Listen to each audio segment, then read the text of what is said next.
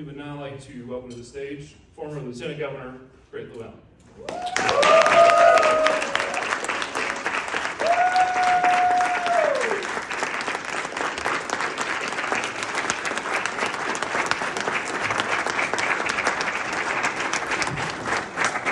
Wow, what a great welcome. Thank you so much. And hello, Fayette County Democrats. I've always been inspired to attend a Democratic event in this county because you guys know how to keep a party engaged and active, and you know how to do the work it takes to win elections. That's what So it's great to be here and to see so many old friends. I see some folks in this room I've talked to tonight. We've fought some battles together. But the best news is there are a lot of younger people in this room, and that's what we absolutely have to drive this party. Let's all give a big thanks to Karen Summers for all she does every day to keep this party.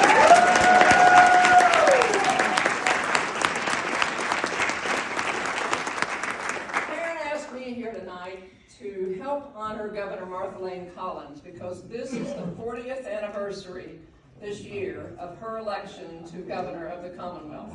The first and only woman we've had to serve as governor. Yet.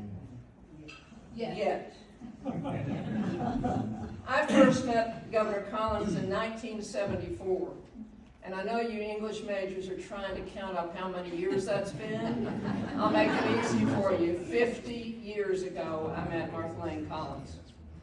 I was working in Wendell Ford's U.S. Senate race in 1974. He was governor, running for his first term as U.S. Senator. And when Layne Collins would walk down the hall at the state Democratic headquarters, we were all in awe, all of the young people around her. Now keep in mind, I was working in the mailroom, and she was Democratic National Committee woman. But we were in awe of her. Later in 1983, I went to work for Governor Collins in her campaign. I was there through the entire campaign, and then I served in her administration for 4 years. Layne, and you know, she's one of those political leaders who we all refer to by her first name, and everybody knows who you're talking about. Layne was not just a role model for me and countless others. She opened doors for me and other young women that changed our lives. And I learned so much from her. When she announced for governor in 1983, nobody in the political structure in Kentucky thought she had a chance of winning.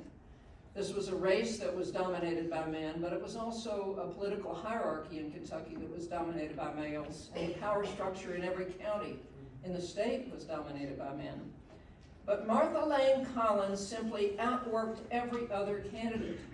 She taught me that women have to get up earlier, stay later, and work harder than anyone else to prove themselves. And you women in this room know what I mean. Layne, when she won that election, they did some exit polling afterward, and the pollsters had never seen this before. Of the voters who voted for her, over 80% had seen her in person in the previous year, because she was everywhere. She was up early, she was out late, she was touching every person she could possibly touch. Another lesson she taught me is that women in politics have to be approachable and gracious and positive and charming, but they also have to be mean as a snake when that's what it takes to stand up for what you believe in.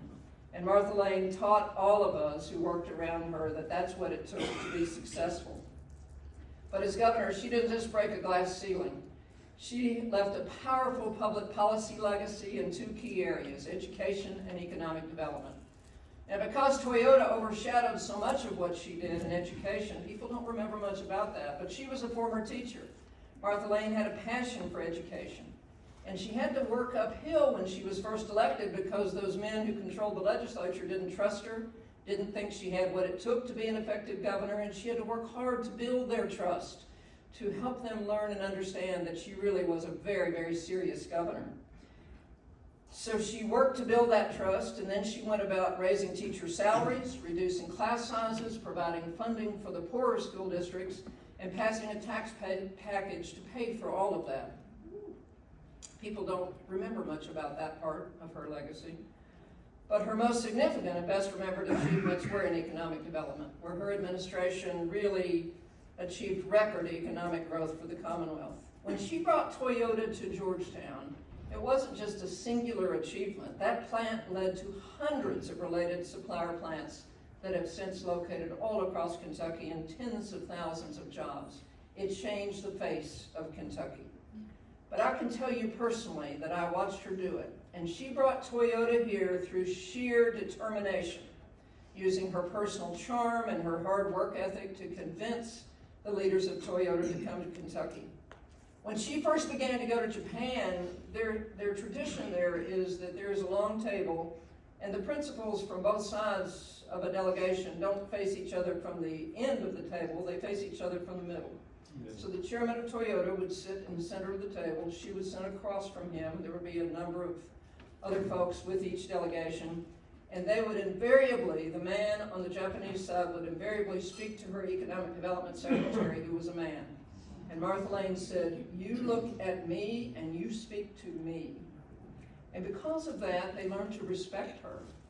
Later, after she was governor and I was leading the economic development effort in Louisville, we invited Martha Layne to come with us, with our delegation, to Japan. This is 2 years after she's governor. And they had such respect for her that every stop we made, they literally rolled out a red carpet for her to step from the car and move to the next location. That's the kind of respect they treated her with in Japan because of the relationships she built there over time. But perhaps the most long-reaching aspect of her election was the effect it had on women running for office. Because she became a role model who sent a message to young women all across Kentucky that they could be anything they wanted to be, anywhere their dreams could take them. Things didn't change as quickly after she was elected as we would have liked. We all thought the world might change the next day in terms of women being able to run successfully, but they have changed over time. Women were inspired to run after her success. I went on to run as state auditor for 2 terms, and then I served as lieutenant governor. But owing partly to her example, we have women who have served through those years since her term in the General Assembly, as judges, on city councils, mayors, other elected officials, and continue to serve. Here in Fayette County, you've got an incredible group of women who are representing this area. Sherilyn Stevenson, who's not here tonight, the Democratic Caucus Chair, the highest ranking member of the House of Representatives for the Democratic Party. And let's get her.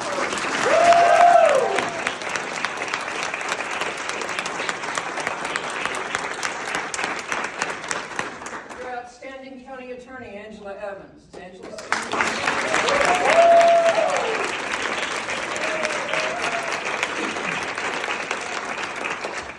and our good friend and candidate for the Supreme Court, Pamela Goodwine.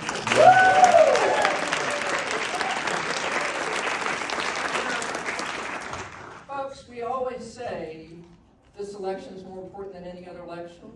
This election is more important than any election this year. Pamela Goodwine has to be elected to the Kentucky Supreme Court.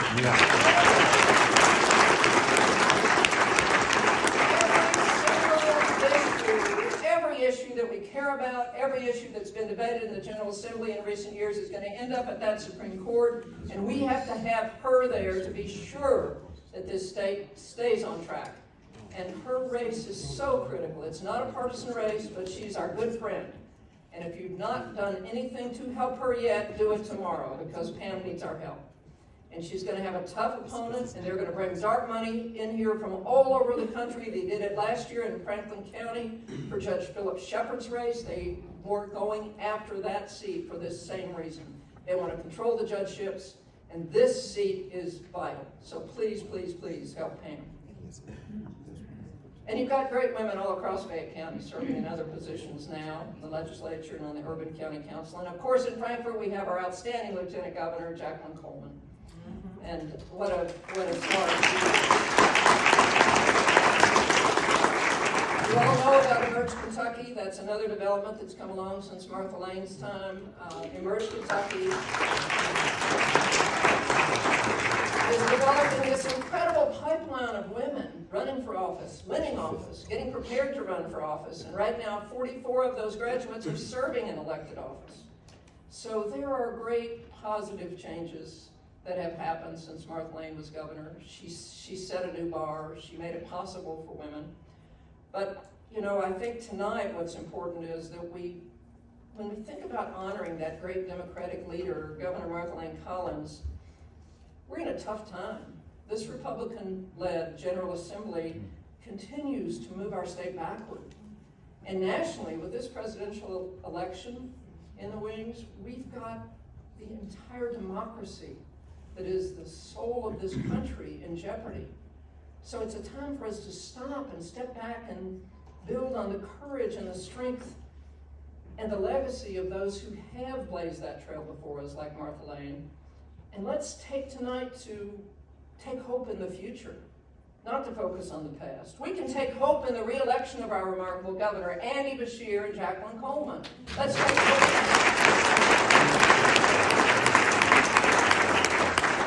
We can take hope in the work of our fearless, democratic elected leaders who fight for what we believe in every day. People like George Brown, where are you? Right there.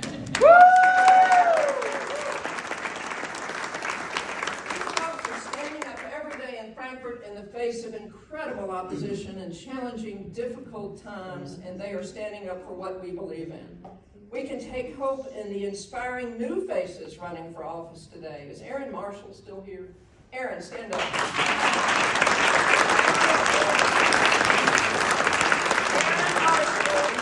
Aaron Marshall from Frankfurt is running against Jamie Comer.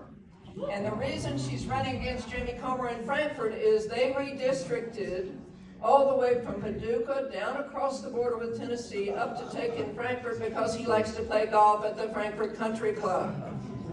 Erin Marshall is an outstanding young woman, and she's got a tough fight ahead of her running against an incumbent congressman, but she has a future in the leadership of this party going forward, and we all need to support young people like that who step forward.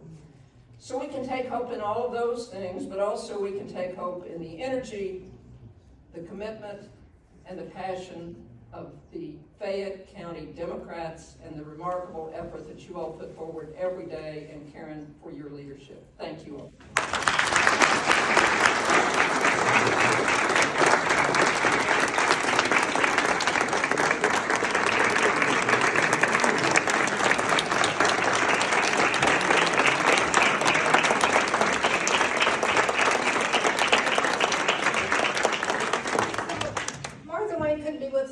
But we do have a resolution on what she's done for Fayette County, so we're going